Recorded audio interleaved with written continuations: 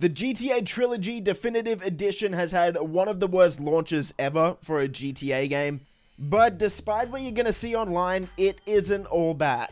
Today, I'm going to go over the 5 best and 5 worst changes to these classic games that everyone loves, and hopefully that'll help you get an idea of whether you want to buy this or whether you think these Trilogy remasters are a good or bad thing. If you enjoy this video, a thumbs up will be awesome, subscribe for more stuff like this, and let's jump in. Okay, the first bad thing in the Trilogy that I think everyone in the community has kind of got their thoughts out there about right now is the rain. These games take a long time to complete, so a fair chunk of your playtime, it's gonna be raining. For pretty much everyone, this makes it almost impossible to see what's actually going on, especially if it's nighttime. This is really hard to see. What's also not great about it is as you get close to the water, you can actually see that the rain doesn't go over the water.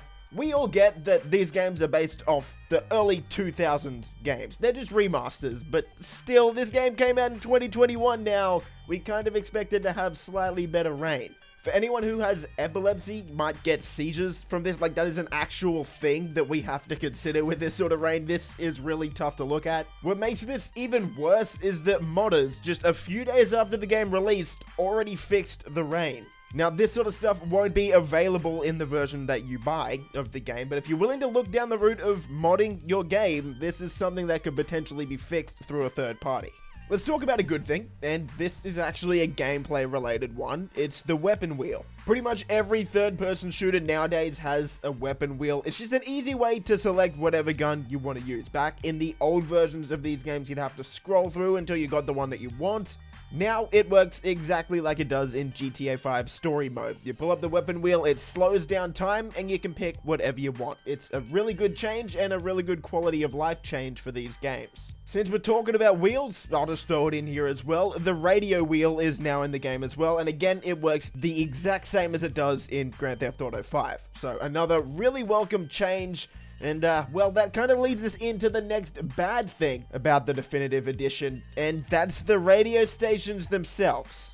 When these games were announced, everyone was super concerned that all of the great songs that were in the original trilogies would be removed. The good news is some of them, or most of them, are still there, but the bad news, which makes this a bad thing, is a lot of them were removed as well.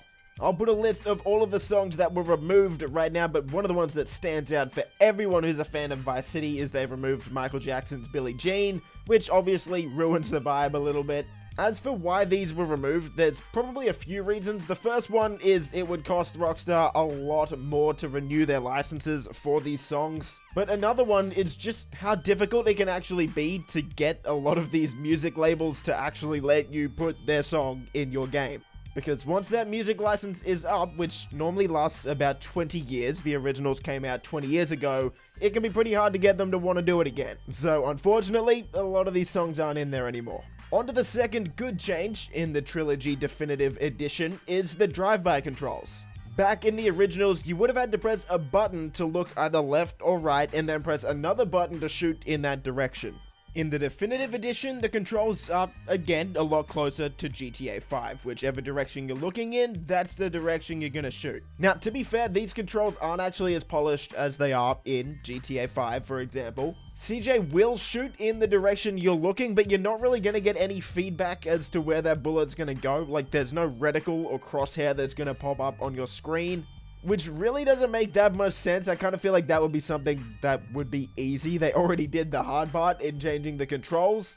But still, overall, this is a really positive change, and it makes it a lot easier to shoot while driving. So this one's going in the good column.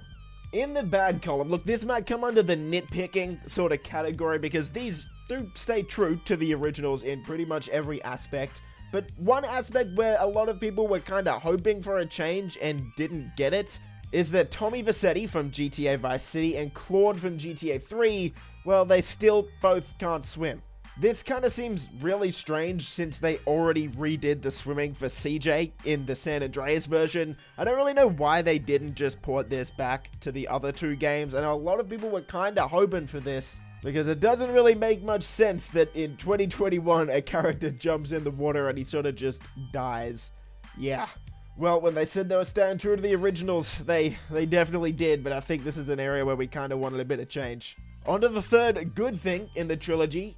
Cheats are back, or at least most of them. I'd say like 80 to 90% of the cheats are back. The developer Grove Street Games came out and said that there are a few cheats that didn't come back because they just didn't suit the Unreal Engine that these games were made in. But for the most part, all of these are back, and they're a lot of fun. And an exciting thing is there's actually at least one new cheat where everyone's head becomes huge. I'll put the cheat code for that one on the screen right now. And the devs kind of hinted that there might be a few more cheats that people just haven't discovered yet. But as of right now, this is the only new cheat that people have found. Super cool to see that cheat codes are still a thing in 2021. I was one of the people that were kind of afraid that they weren't going to bring these back. So the fact that they're back and they're still really fun is a great thing. Bad change number 4. Now, everyone kind of thought this was going to be a really good change because a lot of people wanted this in the originals, and that's an increased draw distance. This especially stands out in San Andreas because back in the originals, the draw distance was a lot lower and fog was just sort of everywhere. But now the draw distance is pretty much at the max. Like I said, people thought that would be a good thing, but what it does is it makes the map of San Andreas feel really small. You can quite literally see Mount Chiliad from Grove Street, and if you go on top of the Maze Bank Tower, you can see both Los Venturas and San Fierro. It kind of just makes you realize how small the map actually is, which is completely fine. It's iconic. It's a great map. But in 2021, kind of just like seeing all of that just so close kind of makes it seem, I don't know, just not really as immersive. On to the fourth, absolutely amazing change, honestly, is the complete overhaul of the menu system. Now when you open up your menu, you're going to see the map right there, but just seeing how clean and crisp and honestly responsive this menu system is when compared to the old versions, this is one of the main parts of this remaster that makes it feel like a 2021 game. There's so many more options to customize pretty much everything in the game. Also, little changes like autosave give this game some really big quality of life improvements that are going to make it fun for years and years to come. Unfortunately, the community has still sort of found a way to, I guess, hate on this part, which is kind of understandable. And that's the fact that in all 3 games, the menu noises are just from San Andreas. They don't have the original iconic menu sounds that were in Vice City in GTA 3. But still, overall, I'd say this is a pretty good change. Let's flip the script. We're going to go into another and the final good part that we're going to talk about today in this trilogy, and that's just the environments. I know a lot of people were expecting a complete remake, but still, you can't deny that for the most part, these environments definitely look better than they did back in the day. The best example of this is if you play Vice City and you drive around at nighttime. This is where the lights and reflections really shine. And in the right situation, this game can look absolutely beautiful. Not everything about this remaster is amazing, but the environmental improvements and the lighting especially really make this game look nice. Okay, if that part kind of made you angry, well, this part might make you happy. Moving on to the final bad part that we're going to talk about today in this trilogy. Well, it's kind of a couple. First of all, it's the character models. Unless you've been living under a rock, you would have seen all of these character model images, memes floating around everywhere on the internet. A lot of this stuff just looks really underpolished and unfinished. There are some characters that definitely look better, but there's also a lot that really don't look that great.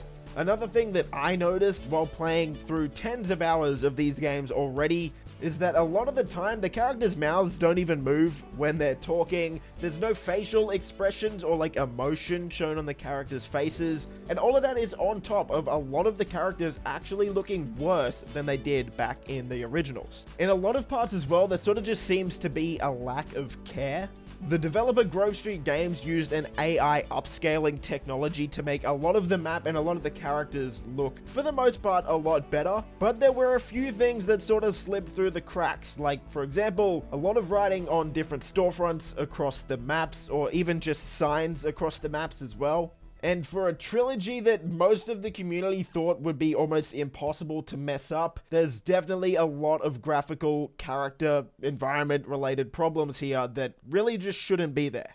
So we'll wrap it up there. Those are the 5 best and the 5 worst changes in the GTA trilogy that I've noticed so far.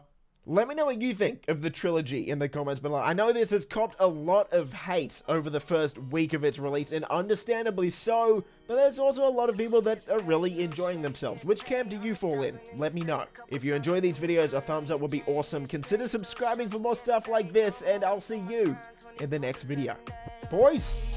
Favorite color, money green. Paper. I've been on my grind since I was in the 7th grade.